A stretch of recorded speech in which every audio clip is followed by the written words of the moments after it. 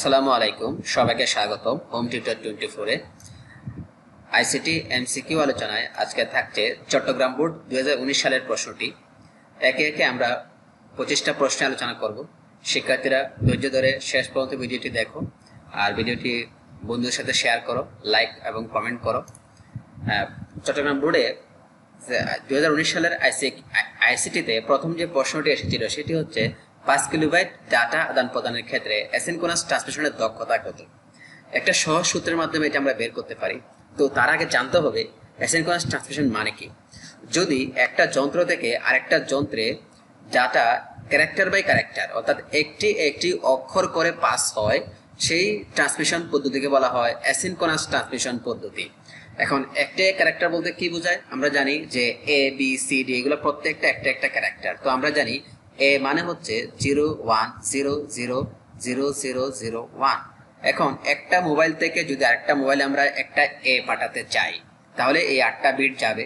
কিন্তু যদি সেই ডাটাটা অ্যাসিনক্রোনাস ট্রান্সমিশন পদ্ধতিতে যায় তাহলে আমরা মনে করব এই 8টা বিটের সাথে শুরুতে একটা বিট যাবে যেটাকে আমরা স্টার্ট বিট বলবো, আর শেষেও দুইটা বিট যাবে বা একটা বিট যাবে, সেটাকে বলা হবে স্টপ বিট। অর্থাৎ অ্যাসিনক্রোনাস ট্রান্সমিশন পদ্ধতিতে আমরা যে ডাটা পাঠাতে চাই সেই ডাটার আগে একটা স্টার্ট বিট যাবে এবং শেষে দুইটা স্টপ বিট যাবে, আর একটা ক্যারেক্টারের মাঝখানে আবার বিরতি থাকে, এটা মনে রাখতে হবে। এখন এই যে আমরা পাঠাইলাম 8টা বিট, কিন্তু 8টা বিট পাঠাইতে হলে 11টা বিটকে পাঠাইতে হয়। এই ব্যাপারটার জন্যই এখানে দক্ষতা কিছুটা কমে যায়।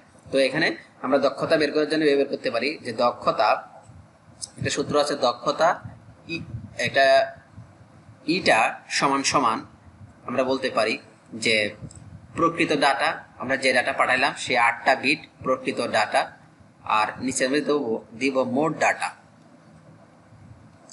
Data into 100। অর্থাৎ প্রকৃত ডাটা এবং মোট ডাটার অনুপাতকে যদি আমরা শতকরায় প্রকাশ করি তখন আমরা দক্ষতা পাবো। ধরলাম আমরা একটা অক্ষর পাঠাতে চাই, তো একটা অক্ষর কয় বিট? 8 বিট। কিন্তু এই 8টা বিট পাঠাতে হলে আমাকে মোট 11টা বিটকে ট্রান্সফার করতে হয়, কারণ সামনে একটা বিট থাকে, শেষে দুইটা বিট থাকে। যদি আমরা এটাকে শতকরায় প্রকাশ করি, ক্যালকুলেশন করি, তাহলে দেখবো যে উত্তর আসতেছে 72.73%। আমরা বলতে পারি অ্যাসিনক্রোনাস ট্রান্সমিশনের দক্ষতা হলো 72.73%। তো চলো পরবর্তী প্রশ্নটা দেখি। পরবর্তী প্রশ্ন হলো যে রায়হান সাহেব মাল্টিমিডিয়া প্রজেক্টর ব্যবহার করে ক্লাস নেন। যে সকল শিক্ষার্থীরা ক্লাসে অনুপস্থিত থাকে তাদের অভিভাবকদের SMS এর মাধ্যমে অনুপস্থিতির বিষয়টি অবহিত করেন। তো উদ্দীপকের আলোকে রায়হান সাহেব ক্লাস নেওয়ার সময় কোন ধরনের ডাটা ট্রান্সমিশন মোড ব্যবহার হয়েছে, এটা আমাদেরকে প্রশ্ন করেছে।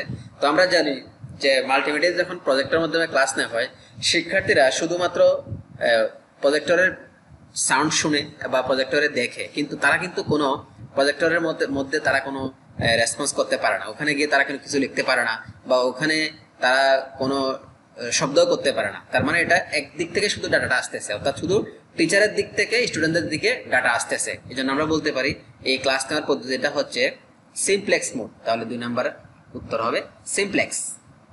অর্থাৎ এই ডাটা ট্রান্সমিশন, এই যে মাল্টিমিডিয়া দিয়ে ক্লাস নেওয়া হচ্ছে, প্রজেক্টরের ডাটা ট্রান্সমিশন মোডটা হচ্ছে সিমপ্লেক্স মোড। আচ্ছা, অনুপস্থিতির বিষয়টি জানানোর জন্য ব্যবহৃত ডাটা ট্রান্সমিশন মোড কি? এই মোডটা আমরা বলতে পারি, এখানে আমরা জানি ডাটা ট্রান্সমিশন মোড মানে হচ্ছে প্রেরক এবং গ্রাহক সংখ্যার উপর ভিত্তি করে এটা 3 প্রকার হতে পারে: ইউনিকাস্ট, মাল্টিকাস্ট আর ব্রডকাস্ট। ইউনিকাস্ট মানে হলো যদি একজন প্রেরক থাকে আর একজন প্রেরক থেকে যদি একজন গ্রাহক ডাটা পায় তখন তাকে বলা হয় ইউনিকাস্ট। আবার যদি একজন প্রেরক থেকে অনেক নেটওয়ার্কের অন্তর্ভুক্ত সবাই ডাটা পায় তখন তাকে বলা হয় ব্রডকাস্ট। আর যদি এক নেটওয়ার্কের অন্তর্ভুক্ত সবাই ডাটা না পেয়ে বিশেষ কেউ ডাটাটা পায় তখন তাকে বলা হয় মাল্টিকাস্ট। আচ্ছা, এখন SMS যে পাঠাইলো, কার কাছে পাঠাইলো? আমরা বলতে পারি একজন শিক্ষক আর একজন গার্ডিয়ানের কাছে ডাটা পাঠাইলো, তো এটা ইউনিকাস্ট হতে পারে। আবার এই একজন শিক্ষক কেউ যারা অনুপস্থিত তাদের কাছে ডাটা পাঠাইলো, তাহলে এটা হলো, আমরা SMS পাঠানোর সময় সাধারণত আমাদের মোবাইল নাম্বার সেভ করা থাকে 100টা, কিন্তু আমরা সাধারণত 5 জনকে বা 10 জনকে SMS পাঠাই, তো এই ব্যাপারটি হলো মাল্টিকাস্ট। তাহলে এই যে আমরা বলতে পারি, তাহলে উত্তর হবে এটাও ইউনিকাস্ট হতে পারে, মাল্টিকাস্ট হতে পারে। তাহলে উত্তর হবে 1 এবং 2। তাহলে ক নাম্বার সঠিক। যেমন উপস্থিত বিষয়টি জানানোর জন্য যে ডাটা ট্রান্সমিশন মোড ব্যবহার করা হলো সেটি হলো ইউনিকাস্ট এবং মাল্টিকাস্ট। তো চলো আমাদের পরবর্তী প্রশ্ন দেখা যাক। কোন ধরনের ডাটাবেজ রিলেশনে জাংশন টেবিল ব্যবহৃত হয়? উত্তর মেনি টু মেনি। অর্থাৎ মেনি টু মেনি এই ধরনের রিলেশন তৈরি করার ক্ষেত্রে জাংশন টেবিল ব্যবহার করা হয়। এবারের প্রশ্নটি হচ্ছে সি ভাষায় ধ্রুবক ঘোষণা করার নিয়ম হলো 1, 2 নাকি 3? অর্থাৎ আমরা সি ভাষায় যে কনস্ট্যান্ট ডিক্লেয়ার করি সেই ডিক্লেয়ারটা কিভাবে হবে, তো আমরা একটু দেখে নিই। আমরা জানি যে সি ভাষায় দুইভাবে কনস্ট্যান্ট ঘোষণা করা যায়। একটি হলো কনস্ট্যান্ট কিওয়ার্ড ব্যবহার করে, আরেকটি হলো হ্যাশ ডিফাইন প্রি প্রসেসর ব্যবহার করে। অর্থাৎ এই একটা নিয়ম হচ্ছে এটা, অর্থাৎ প্রথমে লিখতে হবে কনস্ট্যান্ট CONST লিখতে হবে, তারপর কনস্ট্যান্ট টাইপ লিখতে হবে, অর্থাৎ এটা কি ধরনের, এটা কি ইন্টিজার নাকি ভগ্নাংশ নাকি এটা লিখতে হবে। তারপর কনস্ট্যান্টের নাম লিখতে হবে, যেমন পাই, একটা কনস্ট্যান্ট পাই লেখা যায়। তারপর ম্যাক্সিমাম এরকম একটা কনস্ট্যান্ট লেখা যায়। তারপর কনস্ট্যান্টের ভ্যালু দিতে হবে, এই একটা নিয়ম। যেমন এখানে একটা দেখানো হলো যে কনস্ট্যান্ট ফ্লোট পাই, যেমন প্রথমে লিখলো CONST, তারপর এটার ডাটাটা কেমন হবে সেটা লিখলো, তারপর সেটার নাম লিখলো পাই, আর ইকুয়াল দিয়ে ভ্যালু দিল 3.14। এটা একটা নিয়ম। একটা হ্যাশ ডিফাইন দ্বারা, হ্যাশ ডিফাইন দ্বারা নিয়মটা হলো প্রথমে লিখতে হবে হ্যাশ ডিফাইন, তারপর কনস্ট্যান্ট নাম লিখতে হবে, মানে যে ধ্রুবকটা ঘোষণা করবো সেই ধ্রুবকটার নাম লিখতে হবে, তারপর তার ভ্যালু দিতে হবে। এখানে যেমন উদাহরণ দেখানো হলো যে হ্যাশ ডিফাইন, তারপরে পাই, তারপরে 3.1416। তো এখানে দুইটার ডিফারেন্স হলো প্রথম ক্ষেত্রে অবশ্যই সমান সমান চিহ্ন দিতে হবে এবং শেষে সেমিকোলন দিতে হবে, কিন্তু হ্যাশ ডিফাইন দের যদি আমরা কনস্ট্যান্ট ঘোষণা করি তাহলে কোনো সমান সমান চিহ্ন দিতে হবে না এবং সেমিকোলন দিতে হবে না। এই হচ্ছে নিয়ম। তাহলে আমরা দেখি আমাদের প্রশ্নে কি আছে। আমাদের প্রশ্নে দেখা যাচ্ছে যে প্রথমে কনস্ট্যান্ট আছে, ফ্লোট পাই আছে, এটা ঠিক আছে, অর্থাৎ 1 নম্বরটা সঠিক। আর 2 নম্বর আছে ফ্লোট পাই, এটা দিয়ে কিন্তু কোনো নিয়ম নাই, এটা ভুল। তাহলে এখানে আছে হ্যাশ ডিফাইন পাই, তাহলে এটা ঠিক আছে। তাহলে 1 এবং 3 নম্বর আমাদের ঠিক আছে। তাহলে আমরা লিখতে পাবো 5-এর উত্তর হবে 1 এবং 3, অর্থাৎ খ। অর্থাৎ সি ভাষায় ধ্রুবক ঘোষণা করার নিয়ম দুইটা, একটা হচ্ছে 1 নম্বরটা এবং 3 নম্বরটা। 2 নম্বরটা সি ভাষায় কোনো নিয়ম নাই। তাহলে আমরা জেনে গেলাম সি ভাষায় ধ্রুবক ঘোষণা করা হয় কয়টা নিয়মে? 2টা নিয়মে, একটা হচ্ছে CONST দ্বারা আর একটা হ্যাশ ডিফাইন দ্বারা। এবারে প্রশ্নটি হচ্ছে ক্লাসে শিক্ষক 2টা বাইনারি সংখ্যাকে যোগ করতে বললেন, একজন শিক্ষার্থী যোগফলটা ভুল লিখলো। এখন সে প্রশ্ন করলো যে সে কত বেশি লিখেছিল সেটা। তো আমরা এখন দেখি দুটো যোগ করার পর কত হয়, তারপর যোগফলটাকে আমরা এখানে যে সে যা লিখেছে তা থেকে আমরা বিয়োগ করে দেখবো সে কত বেশি লিখেছে। তাহলে আমাকে প্রথম কি করতে হবে? সংখ্যা দুটো যোগ করতে হবে, যোগ করার পর যোগফলটাকে সে যা লিখেছিল তা থেকে আমরা বিয়োগ করতে হবে। তো আমরা দেখি যোগ করলে কি হয়। যোগের নিয়ম আশা করি সবাই জানো, আর যারা যোগের নিয়ম জানো না তারা অবশ্যই আমার প্রিভিয়াস লেকচার দেখে আসবে। প্রিভিয়াস লেকচারে আমি দেখিয়েছি কিভাবে যোগ এবং বিয়োগ করতে হয়, গুণ করতে হয় এবং ভাগ করতে হয়। তো 1 আর 0 যোগ করলে 1 হবে, 1 1 যোগ করলে 0, হাতে আছে 1, হাতের 1 আর এই 1 এখানে যদি আমরা কল্পনা করি তাহলে 3টা 1 হলো, 3টা 1 1, হাতে আছে 1। আমি এখানে কল্পনা করলাম 1 1 0, হাতে আছে 1, এখানে কল্পনা করলাম এই 1 1 0, হাতে আছে 1, এখানে কল্পনা করলাম এই 3টা 1 1, হাতে আছে 1। অর্থাৎ আমাদের যোগফলটা হলো 11001.01, অর্থাৎ 0.01। কিন্তু ও কি লিখেছে? ও লিখেছে 11011.11, তার মানে সে বেশি লিখেছে। সে কত বেশি লিখেছে আমরা কিভাবে বের করবো? তাহলে আগে তার সে যা লিখছে তা লিখি 11011.11, আর আমি কি পেলাম? আমি পেলাম 11001.01। তো আমরা ও যা লিখছে সেটা, আর আমি পেলাম এটা, এই দুটো বিয়োগ করে দেখি কি হয়। 1 থেকে 1 গেলে 0, 1 থেকে 0 গেলে 1, 1 থেকে 1 গেলে 0, 1 থেকে 0 গেলে 1, 0 থেকে 0 গেলে 0, 1 থেকে গেলে 0, 1 থেকে গেলে 0। তার মানে আমাদের আনসার হবে সে বেশি লিখেছে কত? সে বেশি লিখেছে 10.10। এটা কোথায় আছে? এটা 1 নম্বরটার মধ্যে, ক নাম্বারটার মধ্যে আছে। তাহলে আমাদের আনসার হবে 6 নম্বরের উত্তর হলো ক। তাহলে আমাকে প্রথমে আমাদের যে দুটো বাইনারি সংখ্যা দেওয়া আছে সেটি যোগ করতে হবে, যোগ করার পর যোগফলটাকে এখানে সে যা লিখেছে তা থেকে বিয়োগ করতে হবে। তাহলে আমি পেয়ে যাব সে কত বেশি লিখেছে, অর্থাৎ সে 10.10 বেশি লিখেছে, 10.10 বেশি লিখেছে। এবার আমরা পরের প্রশ্ন দেখি। পরের প্রশ্ন আছে যে ব্রাউজারে যদি কোনো কারণে ইমেজ লোড করতে ব্যর্থ হয় তখন ইমেজের পরিবর্তে কোন টেক্সট প্রদর্শনের জন্য কোন অ্যাট্রিবিউট ব্যবহার করা হয়। ব্যাপারটা বোঝার জন্য তোমাকে এটা একটু দেখতে হবে ছবিটা। আমরা অনেকে ফ্রি ফেসবুক ব্যবহার করি, তো ফ্রি ফেসবুকে কিন্তু ছবি দেখা যায় না, তো ছবির পরিবর্তে সেখানে ছবিটার নাম লেখা থাকে।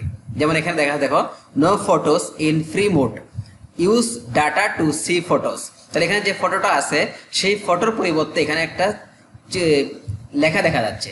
এই যে ব্যাপারটা এটা HTML কোডিং এর মাধ্যমে তারা করেছে। এখন তাহলে এখানে কোন অ্যাট্রিবিউট ব্যবহার করতে হবে, কোন অ্যাট্রিবিউট ব্যবহার করলে ইমেজ ট্যাগের মধ্যে কোন অ্যাট্রিবিউট ব্যবহার করলে ইমেজের পরিবর্তে কোনো লেখা দেখাবে, এটা হলো অল্টার অ্যাট্রিবিউট, ALT, অর্থাৎ এই গ নাম্বারটা। অল্টার একটা অ্যাট্রিবিউট, এই অ্যাট্রিবিউট যদি আমরা ইমেজ ট্যাগে ব্যবহার করি তাহলে এই ইমেজ ট্যাগের মধ্যে অল্টার অ্যাট্রিবিউট ব্যবহার করলে অল্টার অ্যাট্রিবিউটের যে ভ্যালুটা আছে সেই লেখাটা আমার ওয়েবসাইটে দেখা যাবে যদি ছবি প্রদর্শন করতে ব্রাউজার ব্যর্থ হয়। অর্থাৎ কোনো কারণে যদি ছবি দেখা না যায় তাহলে একটা লেখা দেখা যাবে। ওই লেখাটা দেখানোর জন্য কি করতে হবে, আমাকে এই অল্টার অ্যাট্রিবিউট ব্যবহার করতে হবে। পরের প্রশ্ন, আইপি অ্যাড্রেস যেমন IPv4 কত বিটের হয়? তো আমরা জানি আইপি অ্যাড্রেস দুই প্রকার আছে, আমরা একটু দেখি। আইপি অ্যাড্রেস দুই প্রকার, একটা হলো IPv4 মানে ইন্টারনেট প্রোটোকল ভার্সন 4, আর একটা হচ্ছে IPv6 বা ইন্টারনেট প্রোটোকল ভার্সন 6। এই দুইটার মধ্যে IPv4 এর 4টা অংশ থাকে আর প্রতি অংশে 8টা বিট থাকে, অর্থাৎ মোট বিট হচ্ছে 32টা। আর IPv6 এ আমাদের মোট এই যে এখানে দেখা যাচ্ছে যে 1 2 3 4 5 6 7 8 8টা অংশ থাকে। 1 2 3 4 5 6 7 8, অর্থাৎ এখান থেকে শুরু হবে। এই IPv6 এ এটা একটা অংশ, 2টা 3টা 4টা 5টা 6টা 7টা 8টা অংশ থাকে। প্রতি অংশে 16টা বিট হয় আর মোট বিট হচ্ছে 128টা, অর্থাৎ IPv6 এ 128 বিট হয় আর IPv4 এ 32 বিট হয়। এই দুটা মনে রাখতে হবে। আর IPv4 এ 4টি অংশ আর IPv6 এ 8টি অংশ। তার আমাদের এখানে প্রশ্ন করছে IPv4 এ কত বিটের হবে? IPv4 হবে 32 বিটের। এখানে একটা সি প্রোগ্রাম দেওয়া আছে, এখানে দেওয়া আছে যে একটা চলক x এবং x এর মান 5 থেকে শুরু হবে এবং সেটা হতে পারে 10 থেকে ছোট বা 10 এর সমান। এখন প্রশ্ন হলো যে এই প্রোগ্রামটির আউটপুট কি হবে।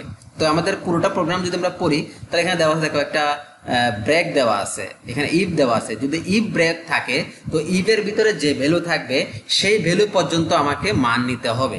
যেমন আমরা এই ব্রেক যদি না থাকতো তাহলে আমরা এখানে এটার আউটপুট হতো এরকম, 5 থেকে শুরু হইতো, 5 তারপরে 6 তারপরে 7 তারপর 8 তারপর 9 তারপর 10 হইতো। কেন? আমাদের মান হতে পারে 10 এর সমান বা 10 এর চেয়ে ছোট, 10 এর বেশি হতে পারবে না। তাহলে আমাদের এই 5 থেকে শুরু করে এই মানগুলো পেতাম। কিন্তু এখানে তো লেখা আছে ইফ x = 6 দেন ব্রেক, তাহলে x এর মান 6 হলে আমাদের কাজটা অফ করতে হবে, বন্ধ করতে হবে। সেজন্য আমাদের এই 6 পাওয়ার সাথে সাথে স্টপ, তার মানে এই মানগুলো আমাকে লিখতে হবে না। তাহলে আমাদের আনসার হবে কোনটা? এখানে যে সি প্রোগ্রাম দেওয়া আছে সেই সি প্রোগ্রামের আউটপুট হবে 5 এবং 6। তাহলে 5 6 কোথায় আছে?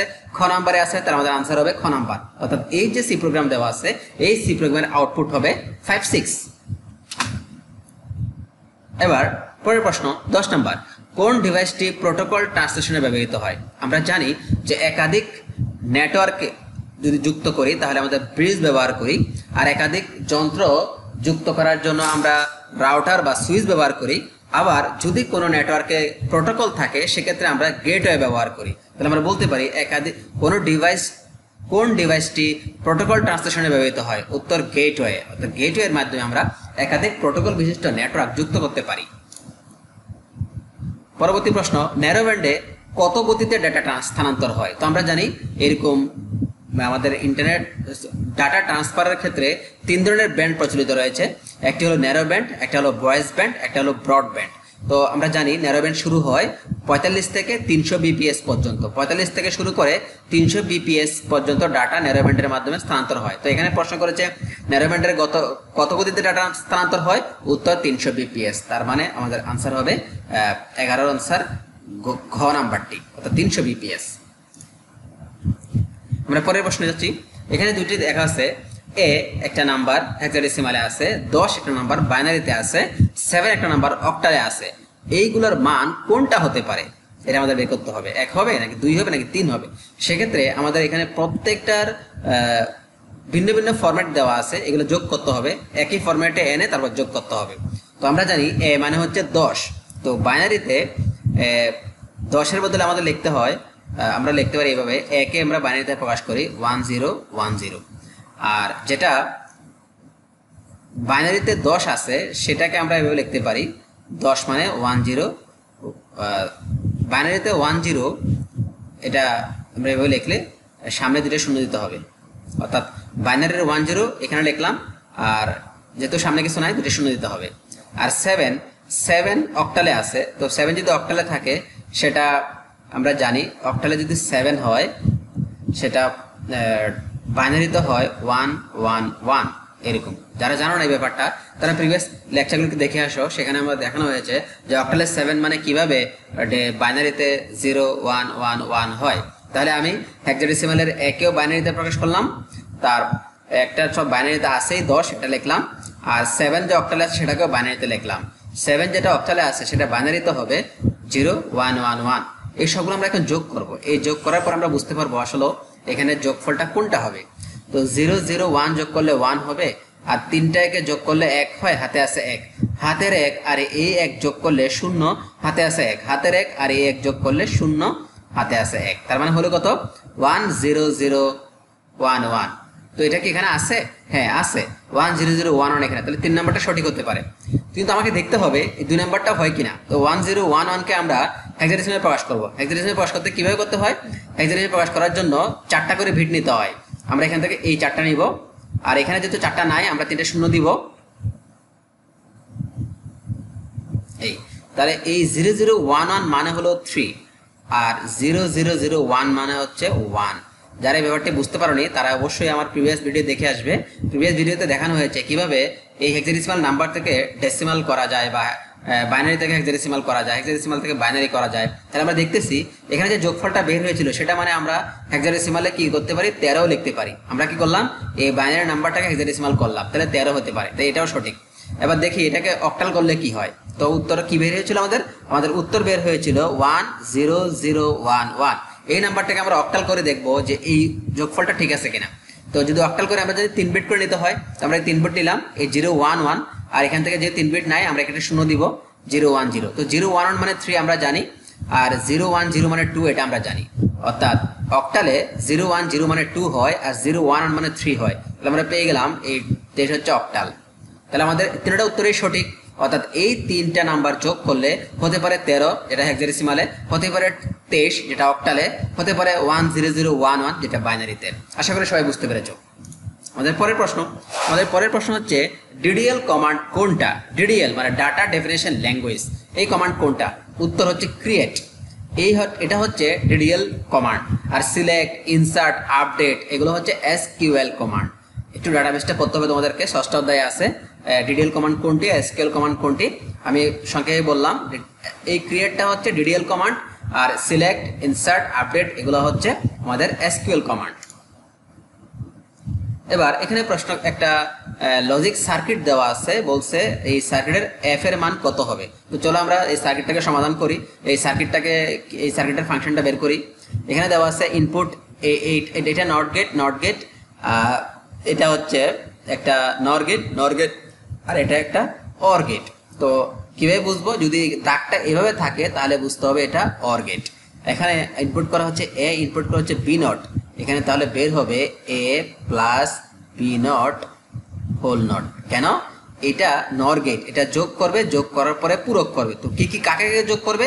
এই এ কে এবং বি নটকে যোগ করবে, যোগ করার পরে পূরক করবে।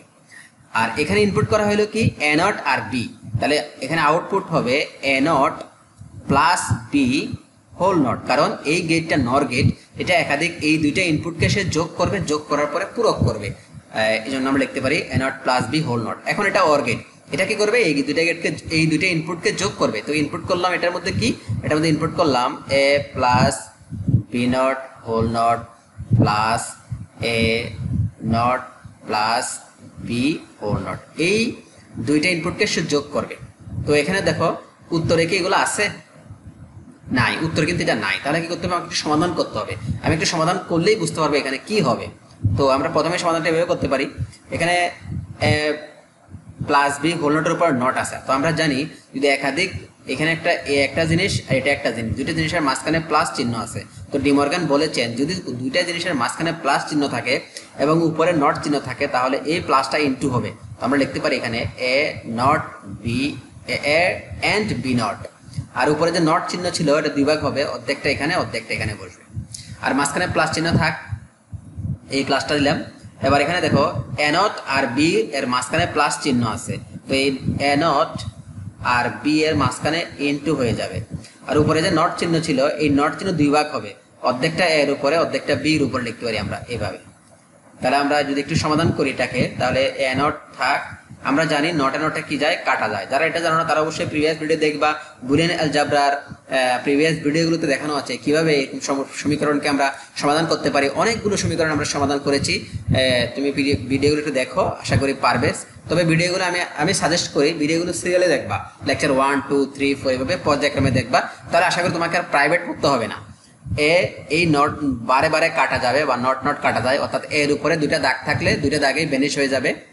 এখানে বি নট লিখতে পারি, তাহলে আমি পেয়ে গেলাম A not B plus A B not. এবার দেখি এটা আছে কিনা, A not B plus A B not, হ্যাঁ আছে, এটাই এক নম্বরটা A not B plus A B not. তাহলে আমরা লিখতে পারি চিত্রের আউটপুট এফ এর মান হবে A not B plus A B not. আশা করি সবাই বুঝতে পেরেছো। এবার পরের প্রশ্ন বলা আছে এই যে সার্কিটটা ছিল, এই সার্কিটটা যদি অর গেটের পরিবর্তে আমরা এন্ড গেট ইউজ করি তাহলে এফ এর মান কত হবে। তাহলে আমরা এখন এখানে একটু চেঞ্জ করবো, তো এই যে অর গেট দিছে আমরা এটাকে এন্ড গেট করে দেবো, এটাকে এন্ড গেট করে দিলাম। এখানে সার্কিটের মধ্যে একটা অর গেট ছিল, এটাকে আমরা এন্ড গেট করে দিলাম। এখন কি হবে, তো আমরা বলছিলাম এখানে আউটপুট হচ্ছে A plus B not whole not, আর এখানে A not plus B whole not, এই দুটো এখানে ইনপুট হয়, গুণ হবে, এ আর এ গুণ হবে। আমি এভাবে লিখতে পারি F equal A plus B not whole not into A not plus B whole not, এরকম হলো, রাইট। এবার আমরা দেখি এটাকে ক্যালকুলেশন করলে কি আসে, যেহেতু উত্তরে কিন্তু এটা নাই, এই জিনিসটা কিন্তু উত্তরে নাই, তাহলে আমাকে উত্তরটা আনতে হবে। কিভাবে আনবো, আমরা এটাকে আবার ক্যালকুলেশন করব। এখানে আছে এ প্লাস বি হোল নট আছে, আমরা এটাকে প্লাসের পরিবর্তে ইন্টু লিখতে পারি, আর এই নটটাকে দুই ভাগ করতে পারি। আবার এখানে এ নট এর উপর একটা নট আছে, প্লাসটাকে ইন্টু করতে পারি আর নটটাকে দুই ভাগ করতে পারি। এই এবার আমরা দেখতেছি এখানে আছে এ নট আর এটা বি হয়ে যাবে, আমরা জানি নটে নটে কাটা যায়, এখানে দুইটা নট আছে, একটা নট দুইটা নটে উঠে যাবে বি নট। আচ্ছা, তাহলে এ নট আর এ গুণ করলে 0 হয়, আমরা জানি বি আর বি নট গুণ করলে 0 হয়। তোমরা যারা জানো না তারা জানো যে কোনো জায়গায় যদি এ থাকে আর তার উল্টাটা নট থাকে তাহলে বুঝবা 0, আর কোথাও যদি এরকম থাকে বি আর বি নট তাহলে সেটার মানও কত হবে, 0 হবে। অর্থাৎ যে কোনো একটা চলক এবং তার বিপরীত বা পূরকটা গুণ করলে 0 হবে। তাহলে আমরা দেখতেছি এই 0 আর 0 গুণ করলে কি হচ্ছে, 0 হচ্ছে। দ্যাট মিনস যদি আমরা এখানে অর গেটের পরিবর্তে এন্ড গেট ব্যবহার করি তাহলে আউটপুটের মান হবে 0। আশা করি বুঝতে পেরেছ। আমাদের পরের প্রশ্ন, সি ভাষার এক্সপ্রেশন দেওয়া আছে একটা, এক্স এর মান পাওয়ার 3,2 মানে হচ্ছে 3-এর উপরে এখানে 3-এর উপরে পাওয়ার হবে 2, তাহলে আমরা এবার লিখতে পারি 3-এর উপরে পাওয়ার হবে 2 প্লাস 5/2, অর্থাৎ 5কে 2 দ্বারা ভাগ করার পরে যে ভাগ শেষ থাকবে সেটা। এখানে মনে রাখতে হবে 5/2 মানে হলো 5কে 2 দ্বারা ভাগ করার পরে যে ভাগ শেষ হবে। তো 5কে যদি আমরা 2 দ্বারা ভাগ করি কি হয় দেখো, 2 2 কোণে 4, 1 থাকে ভাগ শেষ, তাহলে 5%2 উত্তর হয় 1। তাহলে আমাদের এখানে এটা বের করে ফেললাম, অর্থাৎ 5%2 এটার পরিবর্তে আমরা লিখবো 1, আর এখানে লেখা আছে 3, তাহলে 3 লিখলাম। তাহলে কি আসে দেখো, 3 3 9, 9 1 10, 3 13, ও 10 3 13, তাহলে আনসার হবে 13। অর্থাৎ এই যে এখানে এক্সপ্রেশন লেখা আছে এই এক্সপ্রেশনটার আনসার কত হবে, তো আমরা পেয়ে গেলাম 16-র আনসার হবে 4 নাম্বারটা। অর্থাৎ এখানে যা যা আছে তা ক্যালকুলেশন করলে উত্তর হবে 13। আমি আবার বলতেছি এটা কিভাবে করলাম, এখানে পাওয়ার 3 2 মানে হলো 3-এর উপরে 2 পাওয়ার, এটা মানে হচ্ছে 3-এর উপরে 2 পাওয়ার হবে। পাওয়ার দিয়ে যেটা সামনে থাকবে এটার উপরে পরেরটা পাওয়ার হবে। আর এই পার্সেন্টেজ দেওয়ার মানে হলো এখানে বোঝা যাবে যে ভাগ শেষ কত। তাহলে 5কে যদি আমরা 2 দ্বারা ভাগ করি ভাগ শেষ হবে 1, সেটা দেখলাম। আর প্লাস 3, তাহলে আমাদের এই যে x ইকুয়াল যে মানটা আমরা পেলাম সেটা হলো 13। আশা করি বুঝতে পেরেছো। এরকম কয়েকটা এক্সপ্রেশন তোমরা নিজে করে দেখবে, বইগুলো অনেকগুলো করা আছে, সেগুলো নিজেরা প্র্যাকটিস করবে, আশা করি পারবে। সাংকেতিক চিহ্ন দিয়ে লিখিত ভাষা কোনটি? তো আমরা জানি 0-1 দিয়ে লিখিত ভাষা হচ্ছে যান্ত্রিক ভাষা, আর সাংকেতিক চিহ্ন দিয়ে লিখিত ভাষা হচ্ছে অ্যাসেম্বলি ভাষা। সাংকেতিক চিহ্ন মানে কি আমরা এভাবে দেখাতে পারি, যেমন এই ভাষা অ্যাসেম্বলি ভাষাতে এই যোগ বোঝানোর জন্য এরকম ADD ব্যবহার করা হতো, SUB দ্বারা বিয়োগ বোঝানো হতো, MUL দ্বারা গুণ বোঝানো হতো। অর্থাৎ যদি আমরা দুটি চলক A এবং B এর মাঝখানে যোগ বোঝাতে চাই তাহলে আমরা ইউজ করতাম ADD। এরকম একটা সিম্বল বা সংকেত ব্যবহার করা হতো। অর্থাৎ এর সাথে বি যোগ করার জন্য আমরা এই সংকেতটা ব্যবহার করতাম বা সিম্বলটা ব্যবহার করতাম। এই সাংকেতিক চিহ্নকে বলা হয় নেমোনিক বলা হয়। এই জন্য আমরা বলতে পারি সাংকেতিক চিহ্ন দিয়ে লিখিত ভাষা কোনটি? উত্তর হচ্ছে অ্যাসেম্বলি ভাষা। যেমন এখানে অনেকগুলো সাংকেতিক চিহ্ন দেওয়া আছে। STA মানে হচ্ছে স্টোর অ্যাকুমুলেটর, CLR দিয়ে ক্লিয়ার বোঝাতো, ADD দ্বারা যোগ বোঝাতো, SUB দ্বারা বিয়োগ বোঝাতো, MUL দ্বারা গুণ বোঝাতো। কোন ভাষায়? অ্যাসেম্বলি ভাষায়। তার মানে সাংকেতিক চিহ্ন দিয়ে লিখিত ভাষা হলো অ্যাসেম্বলি ভাষা। এখন ডেট অফ অ্যাডমিশন ফিল্ডের জন্য মেমোরিতে কত বাইট জায়গা প্রয়োজন? এই প্রশ্নটা করা হয়েছে ডাটাবেস থেকে, অর্থাৎ 6ষ্ঠ অধ্যায় থেকে এই প্রশ্নটা করা হয়েছে। এখন প্রশ্ন হলো ডেট অফ অ্যাডমিশন এই ফিল্ডটার জন্য কয় বাইট জায়গা লাগবে? তো আমরা একটা চার্ট দেখে আসি। দেখো ডাটাবেসে একটা বুলিয়ান ডাটার জন্য যে সমস্ত ফিল্ডের মধ্যে বুলিয়ান ডাটা থাকবে সে সমস্ত ফিল্ডের জন্য মেমোরিতে লাগবে 1 বাইট, মানে 8টা বিট লাগবে। আর ক্যারেক্টারের জন্য 2 বাইট জায়গা লাগবে মোট। আমরা ক্যারেক্টার দিয়ে যে ফিল্ডটা বানাবো সেই ফিল্ডটার জন্য, অর্থাৎ অক্ষর দিয়ে যেখানে যে ফিল্ডটা হবে সেটা হবে 2 বাইটের হবে। আর ডেট লেখার জন্য 8 বাইট লাগবে, অর্থাৎ 8 বাইট মেমোরি লাগবে, অর্থাৎ 64 বিট 64 বিট মেমোরি লাগবে। আমরা বলতে পারি ডেট অফ অ্যাডমিশন ফিল্ডের জন্য আমাদের বাইট লাগবে 8 বাইট। তো এরকম কয়েকটা মুখস্থ বা ইম্পর্টেন্ট হচ্ছে এটা বুলিয়ান, তারপরে ক্যারেক্টার, ডেট, তারপরে হচ্ছে ইন্টিজার, লং, ডাবল। এইগুলো একটু মুখস্থ করে রাখলে হবে। ডাবলের জন্য 8 বাইট লাগবে, লং ইন্টারের জন্য 8 বাইট লাগবে, ইন্টিজারের জন্য 4 বাইট লাগবে। তবে একটা কথা গুরুত্বপূর্ণ, সি ভাষার মেমোরির জায়গা আর ডাটাবেজের মেমোরির জায়গা কিন্তু ভিন্ন ভিন্ন আছে। সি ভাষায় কিন্তু একটা ক্যারেক্টারের জন্য 1 বাইট লাগে আর ইন্টিজারের জন্য 2 বাইট লাগে, কিন্তু ডাটাবেজে ক্যারেক্টারের জন্য 2 বাইট আর ইন্টিজারের জন্য 4 বাইট। Mind it. টেবিল থেকে শর্ত সাপেক্ষে ফিল্ডগুলো খুঁজে নেওয়ার জন্য কোন ধরনের কোয়েরি ব্যবহার করা হয়? এটা হচ্ছে সিলেক্ট কোয়েরি। মনে রাখতে হবে যে কোনো জিনিস খুঁজে বের করার জন্য আমরা ইউজ করব সিলেক্ট কোয়েরি। ভেরি ইজি একটা কোয়েশ্চেন। টিডি ট্যাগের সাথে ব্যবহৃত অ্যাট্রিবিউটগুলো কি কি? অর্থাৎ একটা টেবিল ট্যাগের বৈশিষ্ট্যগুলো প্রকাশ করার জন্য কোন কোন অ্যাট্রিবিউট ব্যবহার করা হয়? মনে রাখতে হবে একটা টেবিল ট্যাগের অ্যাট্রিবিউট হতে পারে অ্যালাইন হতে পারে, ব্যাকগ্রাউন্ড কালার হতে পারে, কল স্পান হতে পারে, হাইলাইট হতে পারে, হেইট হতে পারে, রো স্পান, তারপরে ভি অ্যালাইন হতে পারে, মানে ভার্টিক্যাল অ্যালাইনমেন্ট বোঝায়, আর ওয়াইড।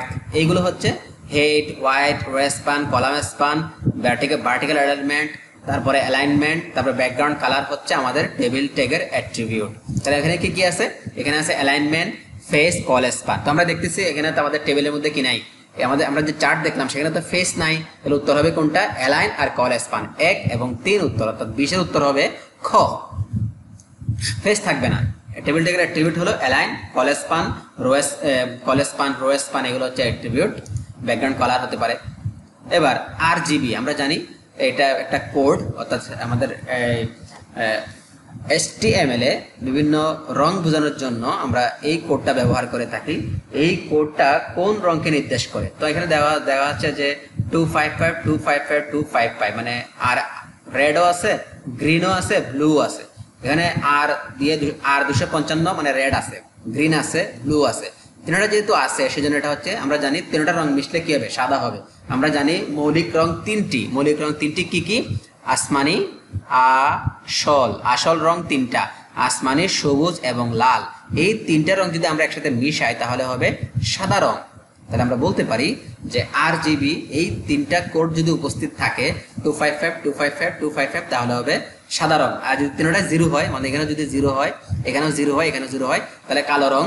আর প্রথমটা থাকলে লাল রং, মাঝখানটা থাকলে আর যদি বাকি দুটো জিরো থাকে সবুজ রং। আর যদি এক পাশেটা থাকে শুধু আমরা যেভাবে লিখি 00255 তাহলে বুঝতে হবে এটা হচ্ছে নীল রং, ব্লু। কারণ এখানে রেড আর গ্রিন অনুপস্থিত, তার মানে উত্তর হবে ব্লু। এই এভাবে আর তিনটা থাকলে সাদা, তাহলে উত্তর হবে এখানে RGB এই তিনটা দ্বারা কি বোঝায়? সাদা রং বোঝায়। জীব সংক্রান্ত তথ্য ব্যবস্থাপনার কাছে কম্পিউটারের কোন প্রযুক্তি ব্যবহার করা হয়? আমরা জানি বায়ো ইনফরমেটিক্সের মাধ্যমে, বায়ো ইনফরমেটিক্সে কি করা হয়? জীব সংক্রান্ত তথ্য ব্যবস্থাপনা নিয়ে কাজ করে হচ্ছে বায়ো ইনফরমেটিক্স। পরের প্রশ্ন, কৃত্রিম বুদ্ধিমত্তার ব্যবহারিক ক্ষেত্রসমূহ কি? আমরা জানি কৃত্রিম বুদ্ধিমত্তা বর্তমান সময়ের খুবই আলোচিত একটা বিষয়। আমরা রোবটের মধ্যে, মানে এক্সপার্ট সিস্টেমের মধ্যে যেটা স্বয়ংক্রিয়ভাবে কাজ করতে পারে, এই ধরনের সিস্টেমে আমরা এক্সপার্ট সিস্টেম বলি। এই ধরনের সিস্টেমে কৃত্রিম বুদ্ধিমত্তা ব্যবহার করা হয়। এছাড়া ফাজি লজিকের ক্ষেত্রে ব্যবহার করা হয় কৃত্রিম বুদ্ধিমত্তা। লার্নিং সিস্টেমে আমরা কি করি? কৃত্রিম বুদ্ধিমত্তা ব্যবহার করি। তাহলে উত্তর হবে তিনটাই, অর্থাৎ এই 1 2 3 হচ্ছে সঠিক। টপ ডাউন পদ্ধতিতে কোন জিনিসকে নির্দিষ্ট আকার দেওয়া হয়? তো আমরা জানি ন্যানো টেকনোলজিতে এই টার্মটা আছে, বটম আপ এবং টপ ডাউন। টপ ডাউন মানে হলো একটা বড় জিনিসকে টুকরা টুকরা টুকরা করে কাটতে কাটতে ছোট করা হচ্ছে টপ ডাউন প্রযুক্তি, আর এটা ব্যবহার করা হয় ন্যানো টেকনোলজিতে। আর এটা হলো বটম আপ। বটম আপ মানে হচ্ছে ছোট থেকে বড় হওয়া, অর্থাৎ ছোট ক্ষুদ্র ক্ষুদ্র জিনিস মিলে বড় হওয়া হচ্ছে বটম আপ, আর একটা বড় জিনিসকে ছোট করা হচ্ছে টপ ডাউন। এটা এই দুইটা প্রযুক্তি কোথায় ব্যবহার করা হয়? ন্যানো টেকনোলজিতে ব্যবহার করা হয়। আমাদের পরের প্রশ্ন, কিবোর্ড থেকে সিপিইউতে ডাটা স্থানান্তরের সময় ব্যবহৃত ট্রান্সমিশনের বৈশিষ্ট্য কি? তা মনে রাখতে হবে, কিবোর্ড থেকে যখন আমরা সিপিইউতে ডাটা ট্রান্সফার করব, সেটা কিন্তু ব্লক আকারে স্থানান্তরিত হয় না, তবে যে কোনো সময় ডাটা প্রেরণ এবং গ্রহণ করা যায়, আর প্রাইমারি স্টোরেজ ডিভাইসের প্রয়োজন হয় না। তো এই ছিল আজকের ভিডিওতে। আমরা চট্টগ্রাম বোর্ডের 2019 সালের 25টা এমসিকিউ প্রশ্ন আলোচনা করলাম। আশা করি তোমাদের বুঝতে পেরেছ। আর যদি কোনো সমস্যা থাকে তবে অবশ্যই আমাকে কমেন্টের মাধ্যমে জানাবে। আর ভিডিওটি অবশ্যই লাইক করবে, আর বন্ধুদের সাথে শেয়ার করবে, আর আমার চ্যানেলটি সাবস্ক্রাইব করে আমার সাথেই থাকো। ধন্যবাদ।